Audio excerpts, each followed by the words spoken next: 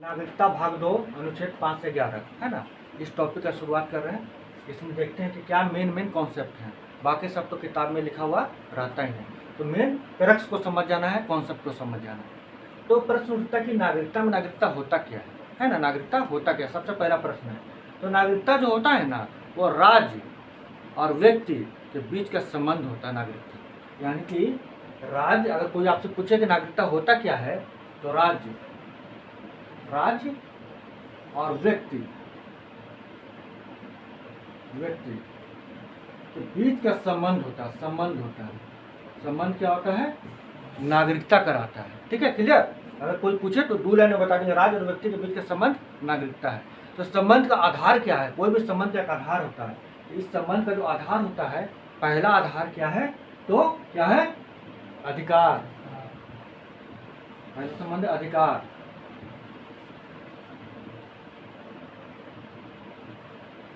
ठीक है। दूसरा संबंध क्या है? कर्तव्य। और तीसरा संबंध क्या है? राज्य के प्रति निष्ठा।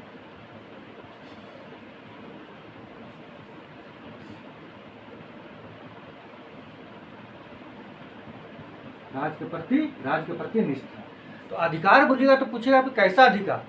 तो वो अधिकार मौलिक अधिकार है। तो मौलिक अधिकार तो सबको मिला हुआ है। तो मौलिक अधिकार सबको मिला हुआ है, लेकिन मौलिक अधिकार के अंतर्गत 5 तरह का अनुच्छेद केवल नागरिक को प्राप्त है। 5 तरह का आर्टिकल। ठीक है। तो कैसा आर्टिकल देख लीजिए। पहला अनुच्छेद 15,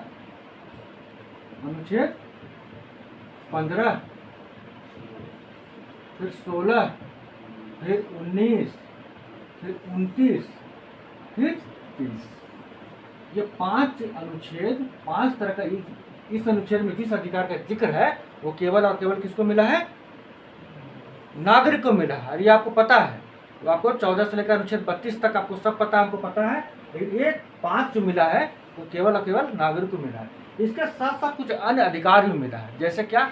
वोट डालने का अधिकार, चुनाव लड़ने का अधिकार, सार्वजनिक पदों पर जाने का अधिकार, है ना। जैसे यहाँ पर देख लेते हैं, वोट डालने का अधिकार, वोट डालना, चुनाव लड़ना,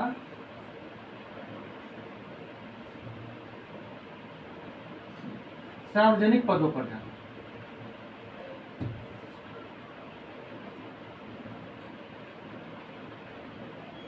ये कौन करेगा? ये नागरिक को ही मिला हुआ है। ठीक है ना। इसके साथ और भी बहुत सारे हैं। कर्तव्य में देखते तो कैसा कर्तव्य? तो टैक्स देने का, टैक्स उदाहरण इसका टैक्स, क्योंकि आप टैक्स नहीं दीजिएगा तो फिर देश का विकास कैसे होगा? तो टैक्स देना होगा, टैक्स देने का अधिकार। ठीक है ना, ताकि देश का बुनियादी संरचना का विकास हो सके, डेवलपमेंट का काम हो सके, और उसी डेवलपमेंट से फिर समतामूलक समाज का स्थापना हो सके। ठीक है, एक कर्तव्य हो गया। फिर राज्य के प्रति निष्ठा। राज्य के प्रति निष्ठा क्या हो गया? जैसे क्या है? अपना प्यारा झंडा, उसका सम्मान करना है। पवित्र संविधान, उसका सम्मान करना है। यदि देश पर कभी आपदा विपदा, युद्ध का स्थिति आ जाए, तो अपना देश का संरक्षण के लिए जितना कुछ हो सके वो बलिदान करेंगे। मौका मिले तो सर्वोच्च बलिदान करेंगे, यानी कि प्राणों की आहुति दे देना, सर्वोच्च। ठीक है ना। झंडा, संविधान और देश का संरक्षण।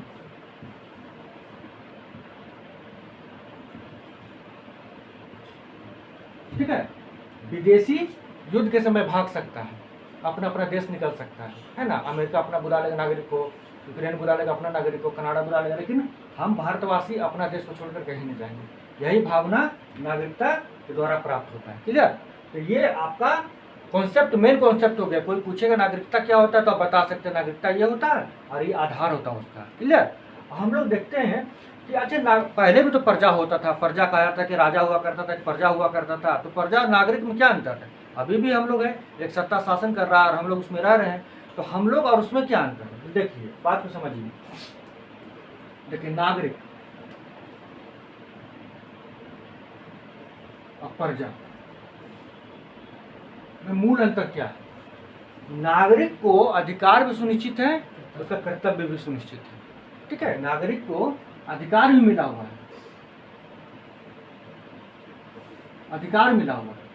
कर्तव्य भी मिला हुआ है। मौलिक कर्तव्य जिसको बोलते हैं, है ना। प्रजा में होता था, जो पहले जमाना में राजा और प्रजा हुआ करता था, है ना, उसमें केवल और केवल कर्तव्य होता था सुनिश्चित कि आपको ये करना है।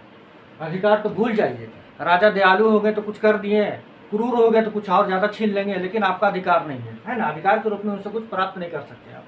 तो वो कर्तव्य केवल प्रजा में होता है ना। यानी कि जो नागरिकता क्या दिखा रहा है, ये लोकतंत्र को दिखाता है। लोकतंत्र, भारत एक लोकतांत्रिक देश है, यहाँ लोकतंत्र है, नागरिक, लोकतंत्र में नागरिक होंगे। लेकिन कर्तव्य यानी प्रजा, प्रजा क्या दिखाता है, राजतंत्र को दिखाता है। राजतंत्र, यहाँ राजतंत्र होगा, राजा का शासन है, राजतंत्र। क्लियर, इतना तो क्लियर हो गया। चलिए हम लोग आगे बढ़ते हैं, कॉन्सेप्ट का बात हो गया। अब हम लोग आते हैं कि कैसे कैसे नागरिकता प्राप्त होता है, 26 जनवरी 1950 को कैसे कैसे नागरिकता मिला है।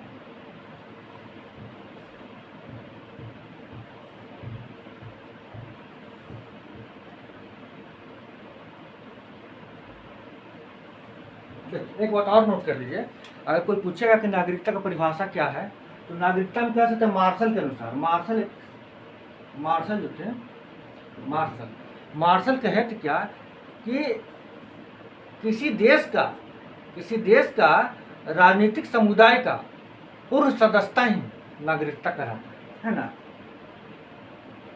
किसी देश का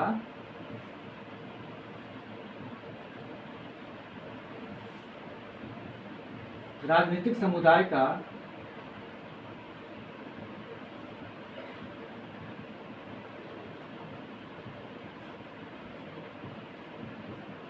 पूर्ण सदस्यता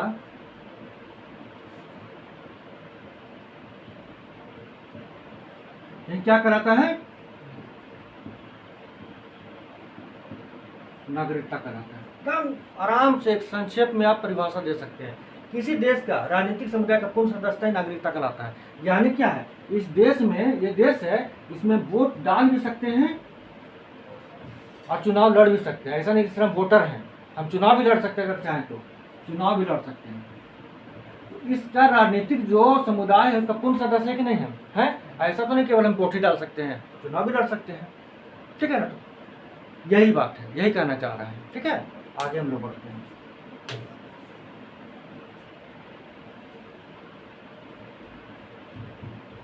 देखिए, ये जो भाग 2 में अनुच्छेद 5 से 11 तक का जो जिक्र किया गया है, 5 से 11 तक का जो जिक्र किया गया है, 26 जनवरी 1950 को किसे देश का नागरिक माना जाए। 26 जनवरी 1950 को किसे देश का नागरिक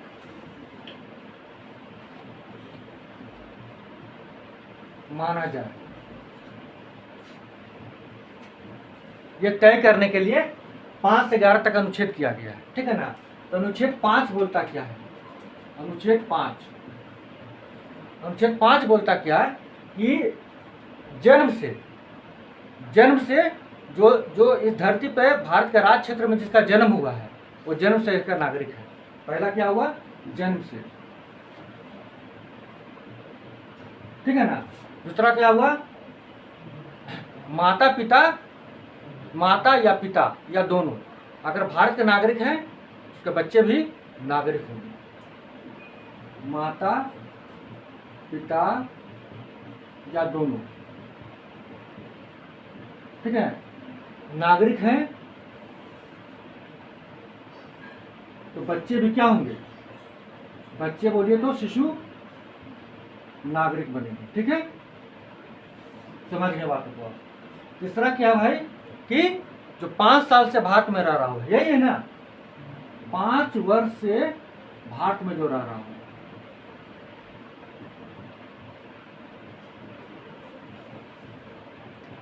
और भारत के नागरिक बनने का इच्छा जाहिर करता हो, वो अनुच्छेद 5 के तहत नागरिक बन जाएगा। क्लियर, नोट कर लीजिए। अनुच्छेद 6 में हम लोग आते हैं, है ना। अनुच्छेद 6 में जब बंटवारा हुआ तो कुछ लोग पाकिस्तान गए, कुछ लोग भारत आए। तो अनुच्छेद 6 के तहत जो लोग पाकिस्तान से भारत आ गए वो भारत के नागरिक कहलाएंगे। जो लोग पाकिस्तान से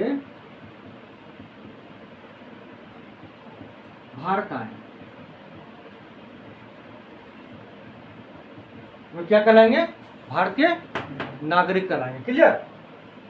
ठीक है। अनुच्छेद 6 क्या था? क्या अनुच्छेद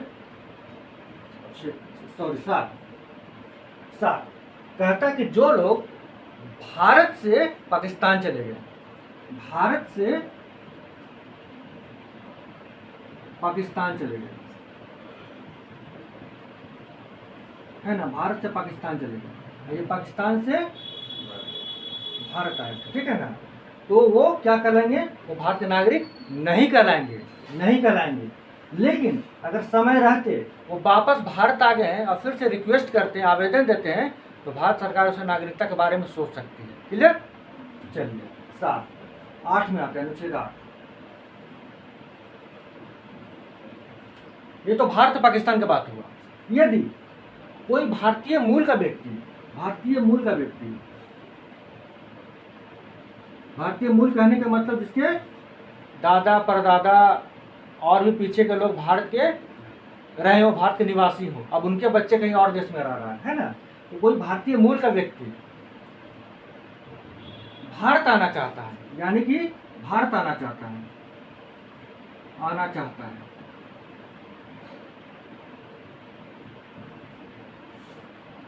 है ना, यानी कि क्या, भारत है, मान लीजिए विश्व का किसी भी क्षेत्र से, किसी भी देश से, किसी भी देश से वो भारत आना चाहता है ना, उसे भारत का नागरिक मान लिया जाएगा, बशर्ते वो भारतीय मूल का हो। ठीक है? ठीक है। अनुच्छेद 9 क्या कहता है? देखिए अनुच्छेद 9, यदि कोई व्यक्ति, कोई भारत का निवासी किसी अन्य देश चला गया और वहां का नागरिकता अपना ले लिया, तो वो भारत का नागरिक नहीं है ना, यानी कि क्या, उसको कह सकते हैं कि भारत बना दीजिए, यहाँ पे भारत है ही वो, और भारत से वो कहाँ चला गया? कुछ किसी और देश चला गया और वहीं अब रहने लगा, है ना, किसी और देश चला गया। देख रहे एरो का निशान है, मतलब जाने का निशान है, चला गया वो, तो वो अब नागरिक नहीं रहेगा, नागरिक नहीं रहेगा, नागरिक नहीं रहेगा। ठीक है? अनुच्छेद 10 क्या बोलता है? देखिए अनुच्छेद 10, 26 जनवरी 1950 को जिसे नागरिक मान लिया गया वो नागरिक आगे भी रहेंगे, है ना, नागरिकता का गारंटी दे दिया।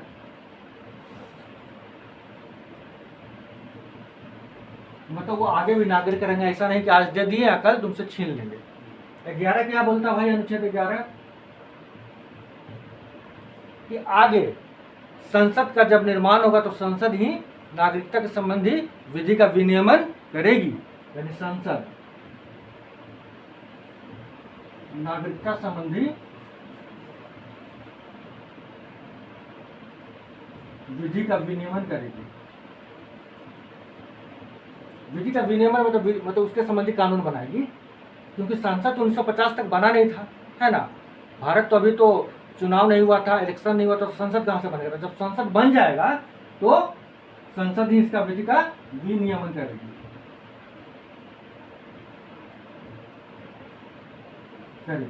ये हो गया आपका 26 जनवरी 1950 को नागरिकता किसी किसी नागरिक माना जाएगा। ठीक है? अब आगे हम लोग देखते हैं, नोट कर लीजिए, आगे हम लोग देखते हैं।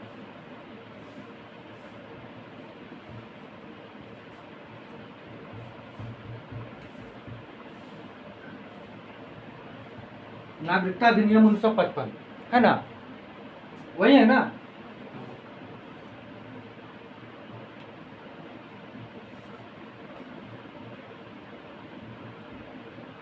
तो संसद का निर्माण होगा, तो 26 जनवरी वाला बात हो रहा था, अब संसद का निर्माण हो गया, अब किसे किसे नागरिकता दिया जाएगा। तो 5 तरीका से नागरिकता प्राप्त होता है। पहला तरीका प्राप्ति का तरीका, प्राप्ति कैसे प्राप्ति होगा? तो पहला है क्या भाई कि जन्म से,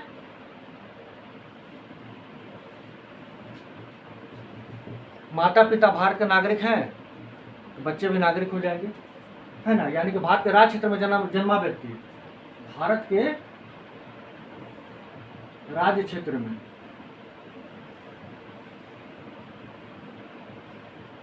जन्मा शिशु बोलिए, व्यक्ति नहीं, जन्मा शिशु।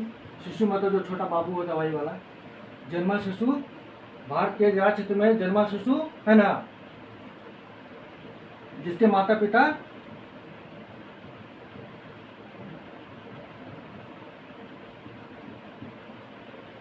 या माता या पिता या दोनों भारत के नागरिक हों।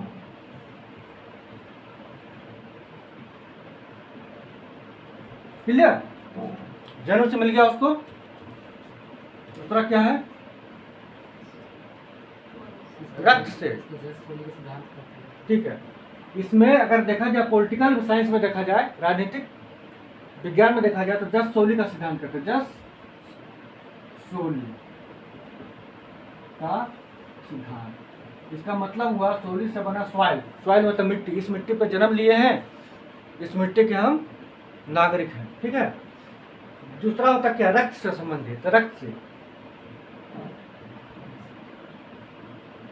रक्त क्या बोलता भाई कि माता पिता नागरिक हो लेकिन शिशु का जन्म किसी विदेश में हुआ तो वो भी क्या है? भारत का नागरिक होगा, क्योंकि माता पिता दोनों भारत के नागरिक हैं, है ना। तो विदेश में जन्मा बच्चे, विदेश में जन्मा शिशु, विदेश में जन्मा शिशु जिसके माता पिता या दोनों भारत के नागरिक हैं, भारत के नागरिक हैं, उसे भी नागरिकता मिल जाएगा।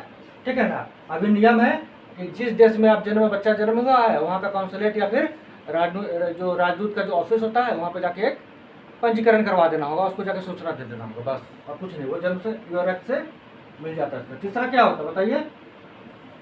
आवेदन के द्वारा। भूल गए? आवेदन के द्वारा। आवेदन कौन कौन कर सकता है? पहला पीआईओ कर सकता है। दूसरा विदेशी मूल से, जो विदेशी भारतीय मूल से शादी कर लिया, भारतीय मूल से नहीं भारतीय से शादी कर लिया, कोई विदेशी व्यक्ति भारत के व्यक्ति से शादी कर लिया, भारत के व्यक्ति से विवाह कर लिया। तीसरा क्या होता है? Overseas citizen of India, OCI, है ना।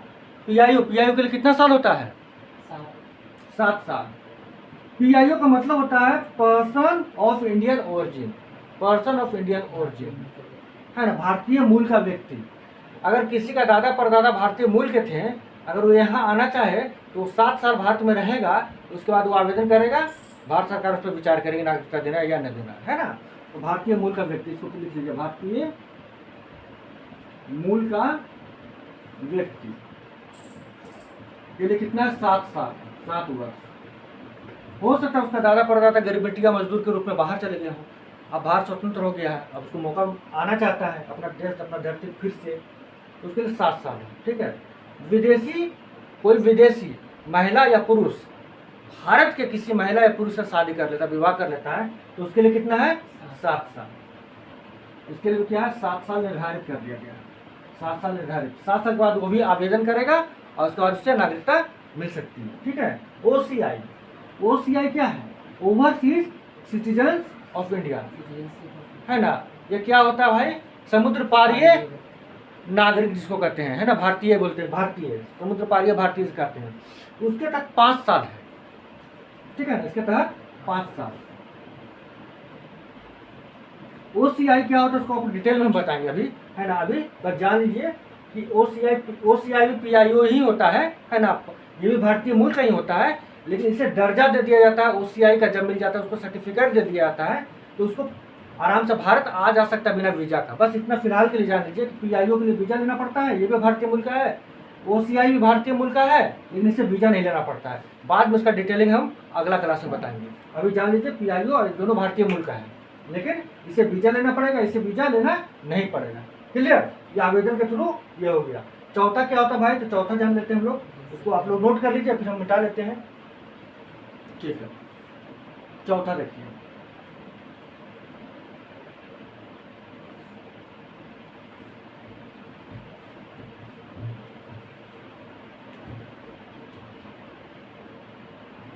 चौथा,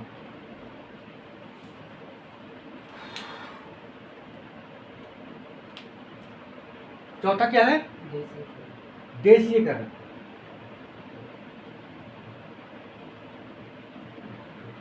देशीयकरण, देशीयकरण में क्या होता है? देशीयकरण में होता है क्या कि जो आवेदन 12, जो आवेदन का जो तिथि रहेगा ना, जो आवेदन का तिथि रहेगा वो तो कम्प्लीटली विदेशी है, कोई विदेशी है, कोई कम्प्लीटली विदेशी, भारतीय मूल का नहीं है और उसको भारत का नागरिक बनना है, तो आवेदन करेगा, पहले आवेदन करेगा, जिस समय वो आवेदन करेगा उससे 12 महीना पहले तक उसको भारत में रहना पड़ेगा, है ना। मतलब आवेदन के 12 महीना माह पूर्व से वो भारत में रह रहा हो, जिस तारीख को आवेदन कर रहा है उस तारीख से 12 महीना पहले वो भारत में रह रहा हो। इसके साथ साथ एक और क्राइटेरिया है क्या कि टोटल 12 साल में 11 साल वो भारत में रहा हो, 12 वर्ष में 11 वर्ष भारत में रहा हो।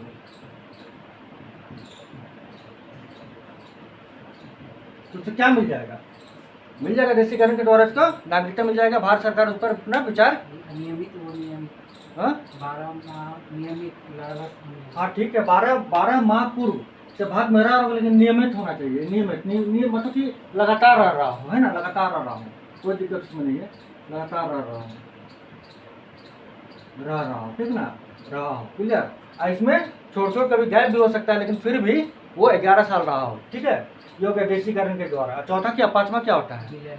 विलय के द्वारा। पांचवा होता है विलय के द्वारा, इसको नोट कर लीजिए। पांचवा होता है विलय के द्वारा, यही तो लिख लेते विलय। इसमें क्या होता है, अगर भारत किसी अन्य देश का क्षेत्र को अपने क्षेत्र में शामिल कर लेता है तो उस क्षेत्र में रहने वाले नागरिक भी स्वतः भारत के नागरिक कहलाएंगे, है ना। किसी क्षेत्र का विलय भारत में हो जाए, ठीक है ना, तो वहां का नागरिक, उस क्षेत्र का नागरिक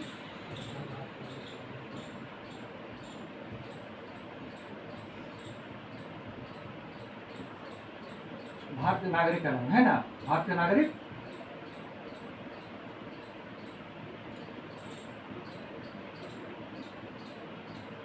होंगे। जैसे सिक्किम का जब भारत में विलय हुआ, है ना, 35वां संशोधन के द्वारा क्या हुआ था, विलय हुआ। 36वां के द्वारा राज्य का दर्जा मिला, है ना, और फिर वहाँ का नागरिक स्वतः भारत के नागरिक बन गया, क्लियर। तो ये विलय के द्वारा हो गया। इस तरह से नागरिकता प्राप्त हो जाता है। समापन भी तो होता है। समापन कैसे होता है? समापन जान लेते हैं कि नागरिकता का समापन कैसे होता है।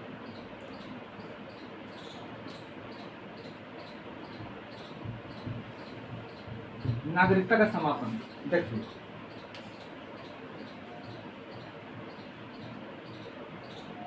समापन कैसे होगा?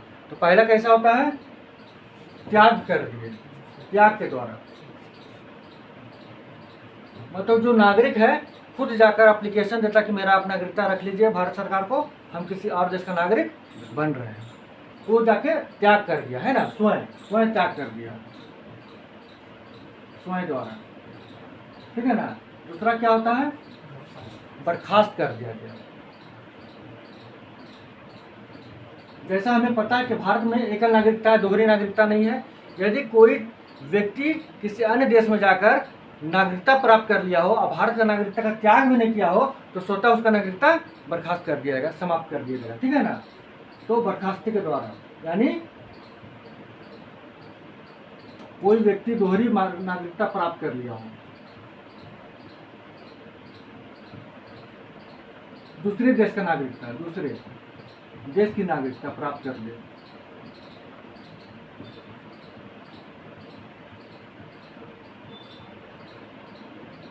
है ना। मान लो कोई व्यक्ति अमेरिका का चाहे कहीं का नागरिकता प्राप्त कर लिया, किसी देश का, उस देश को मतलब नहीं है कि आप कहीं और देश का नागरिक है कि नहीं है, वो आपको दे दिया, लेकिन यहाँ का नागरिकता के हिसाब से, नागरिकता कानून के हिसाब से आप बर्खास्त हो जाइएगा, आपका नागरिकता समाप्त हो जाएगा। तीसरा क्या होता है, वंचन के द्वारा, वंचन यानी किसी व्यक्ति को जब नागरिकता दिया जाता है आवेदन के द्वारा, कोई नागरिकता लिया लेकिन कुछ ऐसा उसका हरकत रहता है जो भारत के देश के लिए अनुकूल नहीं है, तो उसका नागरिकता वापस लिया जा सकता है ना, वंचन के द्वारा। यानी आवेदन द्वारा दिया गया नागरिकता को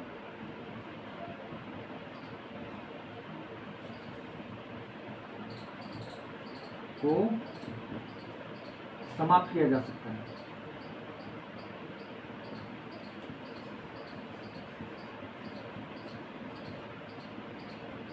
जैसे मान लिया अभी नागरिकता लिया, 5 साल भी अभी नहीं हुआ, कुछ समय भी अभी नहीं हुआ, कुछ गलत हरकत में पकड़ा गया, स्मगलिंग में पकड़ा गया, तस्करी में पकड़ा गया, देश विरोधी गतिविधि में पकड़ा गया, उसका नागरिकता समाप्त किया जा सकता है, ठीक है ना। लेकिन हाँ, एक बात ध्यान रखने का चीज़ है, ये आवेदन वाला पे ही लागू होता है। यहाँ का जो मूल नागरिक है, यानी जो रक्त से नागरिकता प्राप्त है, जो जन्म से नागरिकता प्राप्त है, उनका वंचन नहीं हो सकता है। यानी कि वंचन जो है वो रक्त के आधार पर जो नागरिकता, रक्त एवं जन्म के आधार पर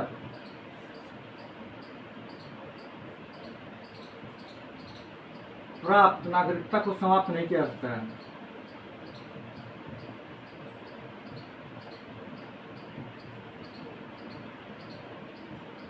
नहीं किया जा सकता है।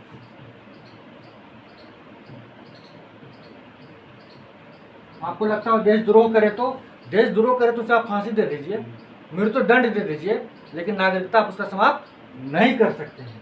इतना क्लियर? यही था नागरिकता। लेकिन एक प्रश्न है, अभी एक फिल्म आया हुआ है गदर 2, है ना, उसमें एक हीरो है तारा सिंह, जो सुनील देवल बने हैं। दूसरा कौन है? सकीना, जो हीरोइन है। उनका बच्चा का नाम क्या है? गीता कुछ नाम है, गीता। ये बताइए, ये है इंडियन, ये है पाकिस्तानी, ये अपना नागरिकता नहीं छोड़ते हैं, ये भी अपना नागरिकता नहीं छोड़ते हैं। कानून ऐसा नहीं कह सकता है कि आप शादी किए पाकिस्तान से तो भारत का नागरिकता छोड़िए, नहीं छोड़ सकते हैं, है ना। ये इंडियन ही है, पाकिस्तानी भी है। इनका बच्चा क्या होगा? कौन कहलाएगा? हाँ,